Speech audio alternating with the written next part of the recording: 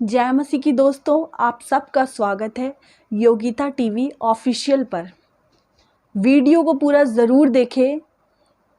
अगर आप चैनल पर नए हैं तो प्लीज़ सब्सक्राइब करें चैनल को। मैं आपके संग स्क्रीनशॉट शेयर करूंगी। 82% लोगों ने वीडियो देखा है, 100 में से 82% लोगों ने सब्सक्राइब ही नहीं किया है चैनल को। ओनली 17% लोगों ने चैनल को सब्सक्राइब किया है। अगर 82% लोग जो वीडियो देख रहे हैं और सब्सक्राइब नहीं कर रहे हैं तो मेरी रिक्वेस्ट है, अगर आप वीडियो को देख रहे हो तो प्लीज़ आप चैनल को सब्सक्राइब करना बिल्कुल फ्री है। आप प्लीज़ मेरे चैनल को सब्सक्राइब करें। अगर वीडियो अच्छी लगती है तो उसे अपने फ्रेंड्स के संग, फैमिली के संग शेयर कर सकते हैं आप लोग। बहुत ही इम्पॉर्टेंट आज मैं आपसे बात करना चाहती हूँ, और आज मैं जो बात आपके संग शेयर करने वाली हूँ उसको पूरा ज़रूर सुने, वीडियो को पूरा ज़रूर देखें, क्योंकि मैं आज आपके संग बताऊंगी कि कैसे मैंने अपनी प्रार्थनाओं का उत्तर लिया है। प्रार्थना जैसे मैं अपने हस्बैंड के लिए प्रेयर करी थी, गवर्नमेंट जॉब के लिए, जैसे कि मैंने प्रार्थना करी मेरे बेटे को जब अस्थमा हो गया था, वो 3 से 4 साल का था, अभी वो प्रॉपर हील्ड है। मेरे पास एक गवाही के तौर पर उसका पंप और कुछ मेडिसिन और उसकी रिपोर्ट्स रखी हुई हैं।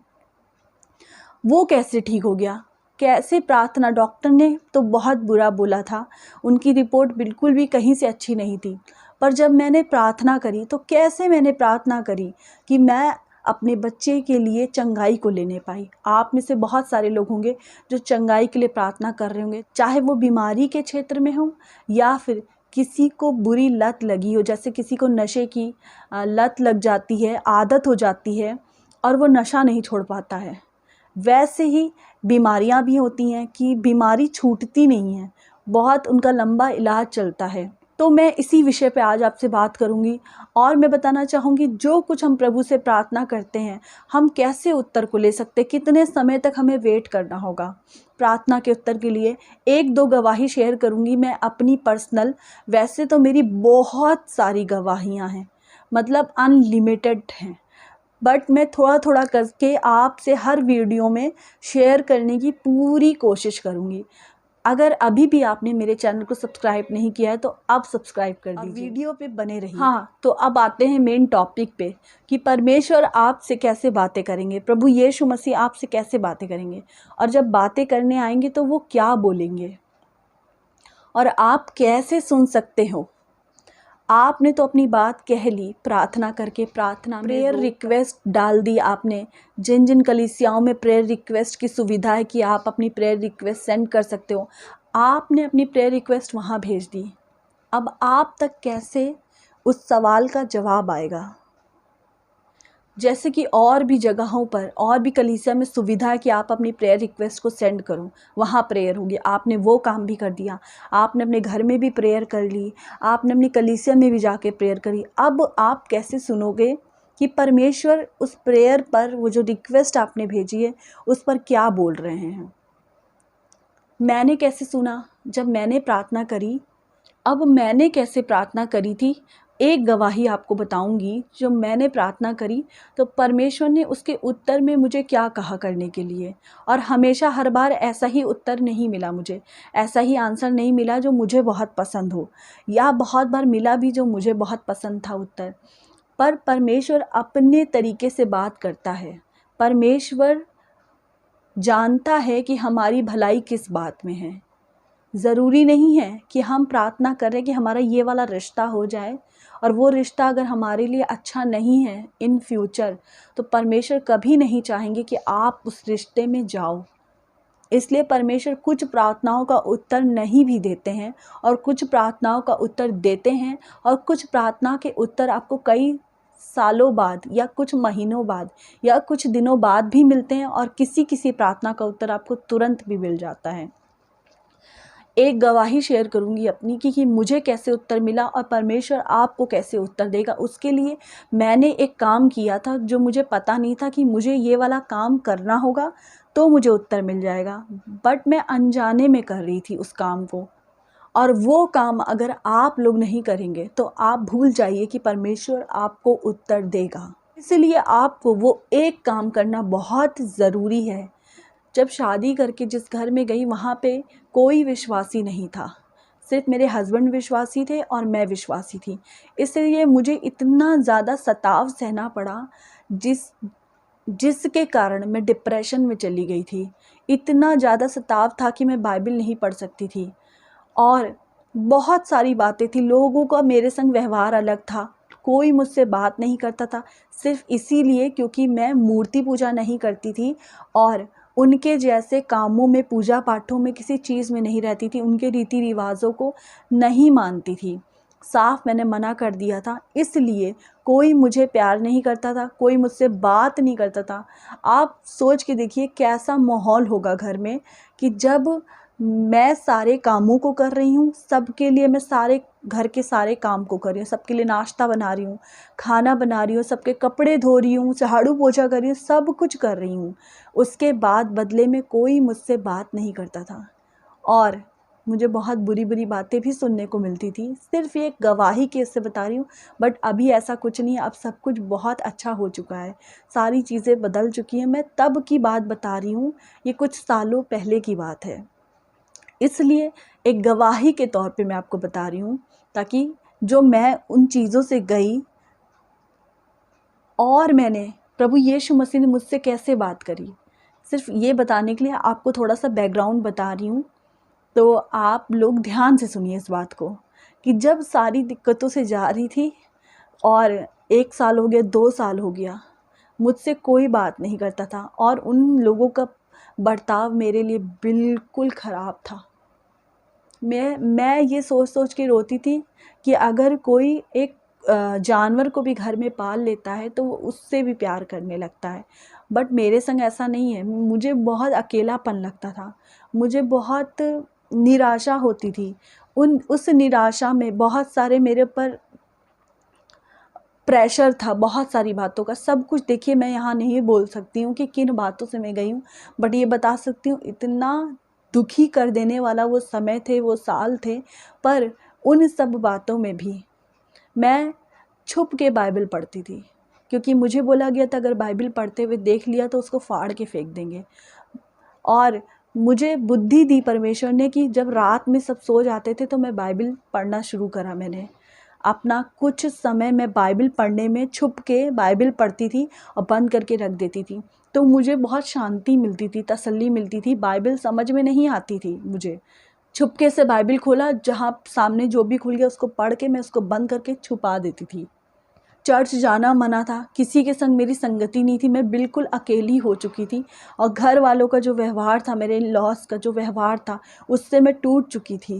मैं नफ़रत से भर गई थी, मैं उनसे मन ही मन नफ़रत करने लगी थी और मन ही मन मैं उनसे डाहा करने लगी थी, क्योंकि उनका व्यवहार, मैंने तो कुछ किया नहीं था, उनका व्यवहार मेरे प्रति बहुत बुरा इसलिए था क्योंकि मैं प्रभु यीशु मसीह के पीछे चली और मूर्ति पूजा में नहीं रही। उनके जैसे कामों को करने के लिए मैंने साफ मना कर दिया, तो हर एक तरफ से उन्होंने मुझे ठुकरा दिया। और एक दिन मैंने सोचा कि जैसे मेरे फैमिली में से कोई आता है जैसे बाहर से, तो मुझे तुरंत करके पानी देना है, जाके तुरंत मुझे पानी देना है। तो मुझे पता था कि पानी मुझे देना है, तो मैं इतनी ज़्यादा नफ़रत और डाह से भर गई थी, तो मैंने मन में सोचा कि मैं इनको पानी नहीं पिलाऊंगी। और मैं क्या करती थी, अपने आप को और कामों में उलझा लेती थी, जैसे कि मैं कपड़े धोने में लग जाऊंगी कि मुझे इनको पानी ना पिलाना पड़े।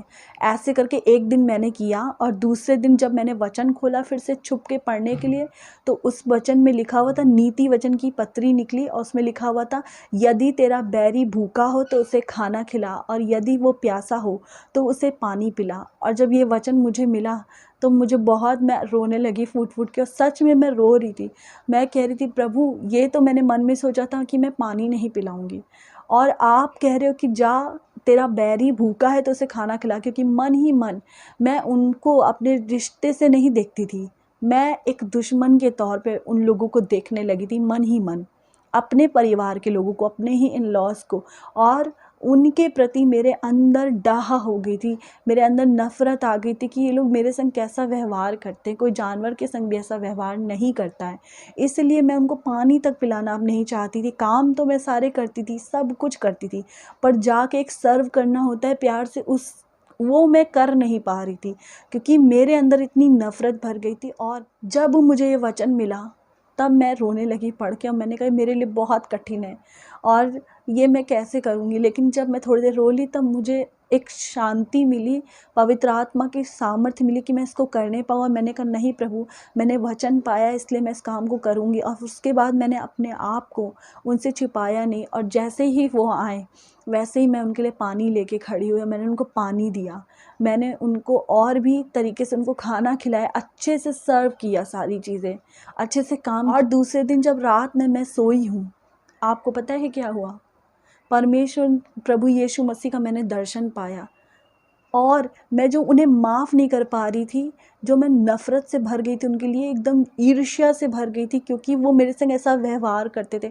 और मैं कहती थी मैंने क्या गुनाह किया, मैंने क्या पाप किया है जो ये लोग मेरे संग ऐसे करते हैं। अंदर जैसे मैं अंदर ही अंदर मैं मरती चली जा रही थी, अंदर ही अंदर मैं कुढ़ रही थी। वो क्या हुआ, जब मैंने प्रभु के वचन को माना तो क्या हुआ कि मेरा वो जो नफ़रत मेरे अंदर भरी थी, जब मैं रात में सोई हूँ मैंने एक सपना देखा, उसमें मैंने प्रभु यीशु मसीह के दर्शन को देखा, एक रोशनी को देखा। और प्रभु यीशु मसीह ने मुझसे कहा उस सपने में, क्योंकि तूने मेरे वचन का आदर किया है इसलिए मैं तुझे छूछे हाथ नहीं रहने दूंगा, और मैं तुझे स्वप्न और दर्शन की ब्लेसिंग देता हूँ। और सच में मैं ऐसे सपनों को देखने लगी उसके बाद से, जो सच होते या मेरी अगुवाई करते थे। और मैं दर्शनों को भी देखने लगी जो बिल्कुल क्लियर थे। और इस तरह मेरा विश्वास बढ़ा, मैं घुटनों पे होकर प्रभु यीशु मसीह का धन्यवाद करने लगी, क्योंकि उससे पहले मैं नफ़रत तो करती थी अपने इन लॉज से, अंदर ही अंदर उनके प्रति मैं डाह से भर गई थी, जलन से भर गई थी उनके व्यवहार के द्वारा। पर साथ साथ मैं ये भी कहती थी, ये अंगीकार करती रहती थी, प्रभु मुझे इन सब चीज़ों से निकाल लो, प्रभु मैं उनको माफ़ करना चाहती हूँ पर मैं उनको माफ़ नहीं कर पा रही हूँ, मुझे माफ़ करने का हृदय दे दो।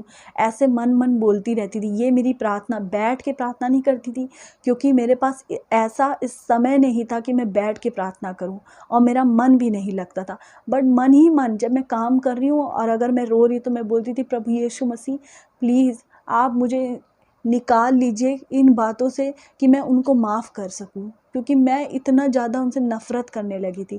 तो बार बार जब मैं ये बोलती थी, मन में नहीं बोलती थी, मुंह से सच में बोलती थी जब मैं रोती थी।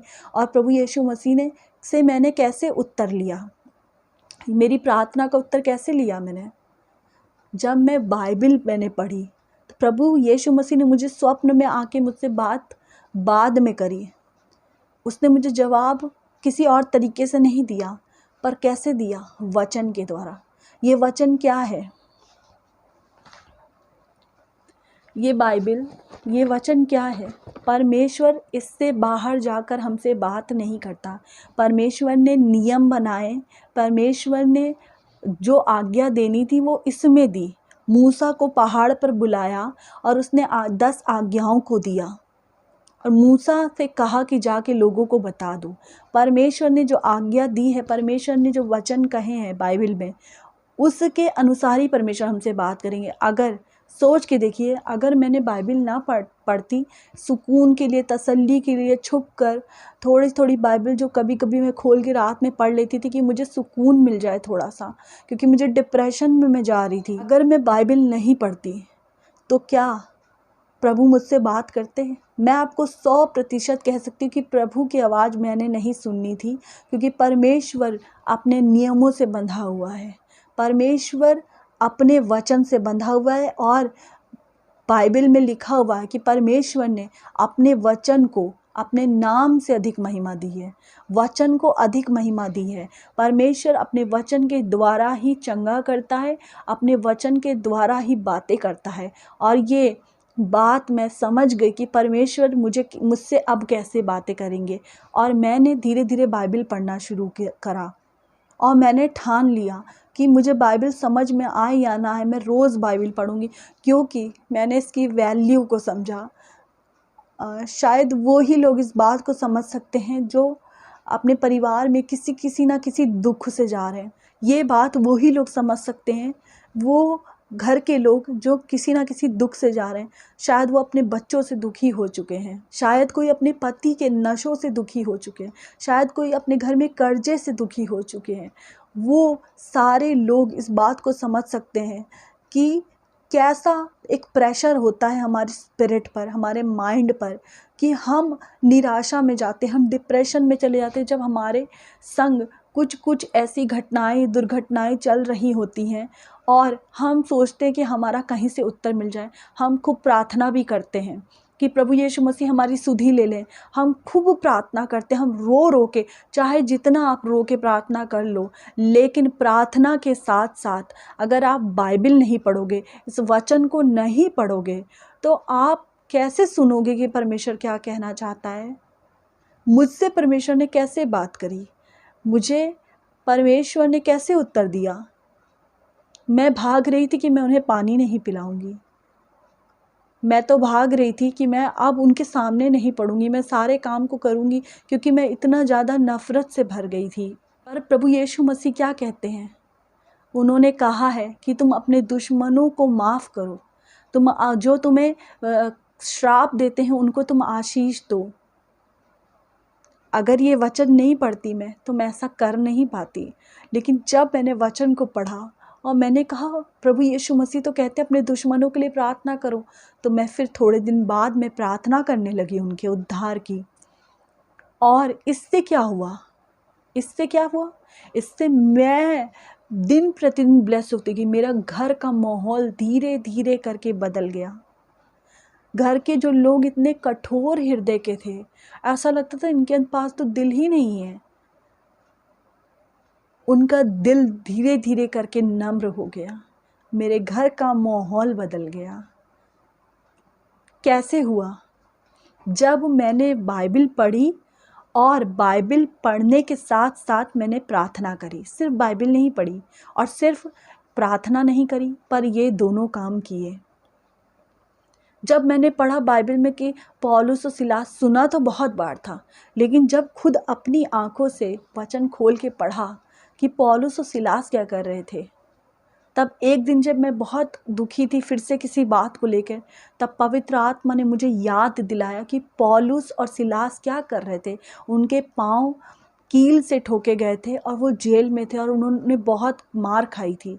वो आराधना कर रहे थे। तब पवित्र आत्मा ने कहा, उठो योगिता, आराधना करो। अब मैं बैठी, मैं रो तो रही थी, टूटा फूटा गाना गा रही थी, मैं गा भी नहीं पा रही थी ठीक से, पर जब मैंने आराधना करी, मैंने गीत गाया, मैं फ्री हो गई उस सिचुएशन से जो मेरे अंदर बन गई थी, उस घबराहट से जो मेरे अंदर थी, बेचैनी मेरे अंदर थी और मैं बिल्कुल घबराई हुई थी। क्या हुआ? मैं फ्री हुई और उसके बाद मेरे घर की सिचुएशन तुरंत ठीक नहीं हुई। 1 महीने बाद से मैंने देखा कि चीज़ें बदल रही हैं। तब मैं धीरे धीरे करके मैं समझ पा रही थी आत्मिक चीज़ों को और वचन पढ़ने को लेकर, और प्रार्थना कैसे करें, कैसे प्रभु मुझसे बात करेंगे। तब पवित्र आत्मा ने मुझसे बात करी फिर से, कहा, योगिता, तुम जब प्रार्थना रूपी बीज बोती हो, जैसे कि आप एक बीज ले लीजिए और बीज को आप ज़मीन में बोएंगे, तो क्या वो कल ही निकल आएगा फूट के? ऐसा नहीं होता है, समय लगता है। कोई बीज अंकुर जल्दी फूट जाता है। जैसे घर में हम दाल और जो देसी चने होते हैं उनको कपड़े में भिगोते हैं, तो उसमें सेकंड डे ही हम देखते हैं कि थोड़ा थोड़ा दिखने लगता है, उसमें अंकुर फूटने लगते हैं। पर सारे बीज ऐसे नहीं होते हैं। वैसे ही सारी प्रार्थनाएं हमारी ऐसी नहीं होती है कि तुरंत उत्तर ले आएँ, पर कुछ तुरंत उत्तर भी लेके आती हैं। और ऐसा मेरे संग और भी गवाही हैं जो मैं आगे आपसे शेयर करूँगी। मतलब बहुत अच्छी अच्छी गवाही हैं और मैं प्रभु का धन्यवाद करती हूँ। इतना मेरा विश्वास बढ़ता चला गया, बढ़ता चला गया, बढ़ता चला गया। मैं वचन को रोज़ पढ़ने लगी। मुझे बाइबल से इससे प्यार हो गया, इससे मेरी दोस्ती हो गई। अब इसके बिना ऐसी आदत लगी है ना, जैसे किसी को आदत लग जाती है, जैसे किसी को नशे की आदत लग जाती है ना, वैसे ही मैं बता रही हूँ, मुझे इसकी आदत लगी हुई है। जब तक मैं इसको पढ़ ना लूँ मुझे सुकून नहीं मिलता है, मतलब मुझे चैन नहीं आता है इतना मुझे। और इसको पढ़ने में भी बहुत संघर्ष। ऐसा नहीं कि मैं एक दिन में बाइबल पढ़ने लगी, नहीं, ऐसा नहीं हुआ। आगे मैं बताऊंगी मैंने बाइबल पढ़ना शुरू किया तो मेरे संग क्या क्या दिक्कतें आई और कैसे मैं उनसे बाहर निकली और अब मैं फ्री हूँ। कैसे, ये सब कैसे हुआ, और ये 1-2 महीने में नहीं हो गया। इसको मैं, अगर आप कमेंट करेंगे और आप जानना चाहते हैं और आप भी ऐसे ही चलना चाहते हैं तो मैं आपको ज़रूर शेयर करूँगी, लेकिन आप कमेंट ज़रूर करिएगा, लिख के मुझे बताइए कि आपको नेक्स्ट वीडियो इस पे चाहिए, मैं आपको शेयर करूँगी, क्योंकि ये आसान बिल्कुल भी नहीं है।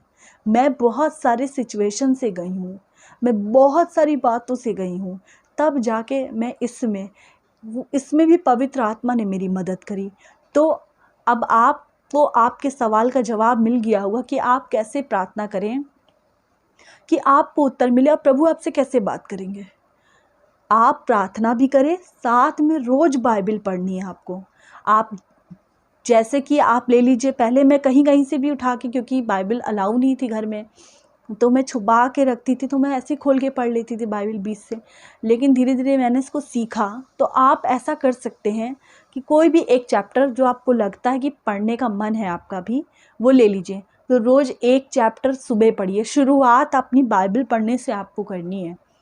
बाइबल का एक चैप्टर पढ़ लीजिए फ़िलहाल के लिए, अभी शुरुआत के लिए एक चैप्टर बहुत है। और रात को सोने से पहले आपको बाइबल का चैप्टर पढ़ना है। टीवी, मोबाइल नहीं यूज़ करिए। प्रभु आपसे आपकी सिचुएशन पे सपनों में, दर्शनों में, या फिर जब आप काम कर रहे होंगे तो आपसे बात करेंगे। पर बात कैसे करेंगे, ये बात याद रखिए, अपने वचन के द्वारा ही बात करेंगे परमेश्वर आपसे। तो चाहे सिचुएशन जैसी हो, वचन ज़रूर पढ़िए। चाहे कैसा माहौल क्यों ना, मन नहीं कर रहा हो या कर रहा हो, बाइबल उठाइए, उसको एटलीस्ट आप शुरू करिए। मैं तो बहुत थोड़ा सा आपको बोल रही हूँ कि 1 चैप्टर से शुरू कर दीजिए। और जब बाइबल पढ़नी है तो उसको किसी को और को सिखाने के लिए अपने दिमाग को शांत करिएगा, कि जिससे मेरा थोड़ा लड़ाई झगड़ा चल रहा है ना परिवार में या घर में या दोस्तों में, उसके लिए आप बाइबल ना पढ़ें, उसको छोड़ दीजिए, भूल जाइए। आप जब बाइबल पढ़ते तो आपकी बाइबल है और आप हो, और प्रभु यीशु मसीह है। ये वचन ही देहधारी हुआ, ये देहधारी वचन ही है, जीवित वचन है। प्रभु यीशु मसीह ऊपर स्वर्ग में बैठे, उन्होंने ये वचन दिया है, उसके मुख से निकला हुआ ये पवित्र वचन है। तो ये जो वचन है, इसको समझ लीजिए, प्रभु यीशु मसीह और आप हैं, आप दोनों साथ में हो। ये वचन है और आप हो। इसको खोलिए, पढ़िए। जब आप इसको पढ़ रहे हैं तो अपने विचारों को ऐसे रखिए कि ये प्रभु यीशु मसीह मुझसे बात कर रहे हैं। ये बाइबल मेरे लिए है और मैं इसके लिए हूँ। उसमें ना आपके मम्मी आते, ना पापा आता है, ना वाइफ आते हैं, ना बच्चे आते हैं, ना पड़ोसी आता है, ना पास्टर आता है, ना चाची आते हैं, ना कोई आता है, ठीक है, ना गर्लफ्रेंड, ना बॉयफ्रेंड, कोई नहीं आता है। जब आप वचन पढ़ने बैठे हो तो आप हो और ये प्रभु यीशु मसीह है। प्रभु यीशु मसीह ने कहा, जो मेरे बदन को खाता है मैं उसमें बना रहता हूँ। और ये क्या है, जो रोटी है, ये वही रोटी है प्रभु ने दी है, ये वचन। इसको आप खाएंगे, इसके संग संगति करेंगे। तो शुरू करिए इसको, किसी और को ना लाइए बीच में। खुद हैं आप और आपका पवित्र वचन आपके संग प्रभु यीशु मसीह है, इसके संग बैठिए। फिर आप प्रार्थना करिए जो आपकी इच्छा है ना। आप ऐसे शुरू करिए। मैं आपको बता रही हूँ, आप गवाही के संग वापस आएंगे, और मुझे प्लीज़ अपनी गवाही को भी शेयर करिएगा। इस काम को शुरू तो करिए, शुरू करिए इसको और करके देखिए। बिना वचन के प्रार्थना मत करिए प्लीज़। फिर से मेरी रिक्वेस्ट है, अगर आपने चैनल को सब्सक्राइब नहीं किया है और वीडियो आप पूरा देख चुके हैं तो प्लीज़ सब्सक्राइब करिए चैनल को, बेल आइकन को हिट करिए। अगर वीडियो अच्छा लगा तो प्लीज़ लाइक करिए। मुझे अच्छा लगता है जब आप वीडियो को लाइक करते हैं, कमेंट करते हैं, तो अच्छा लगता है। और चैनल को सब्सक्राइब ज़रूर करें। फ्रेंड्स के संग, फैमिली के संग, जो लोगों को प्रार्थना का उत्तर नहीं मिल रहा, आप उनको ये वीडियो शेयर कर सकते हैं ताकि वो भी आगे बढ़े प्रभु यीशु मसीह में। मैं विश्वास करती हूँ आप और आपका घराना ब्लेस्ड है यीशु मसीह के नाम में। जय मसीह की।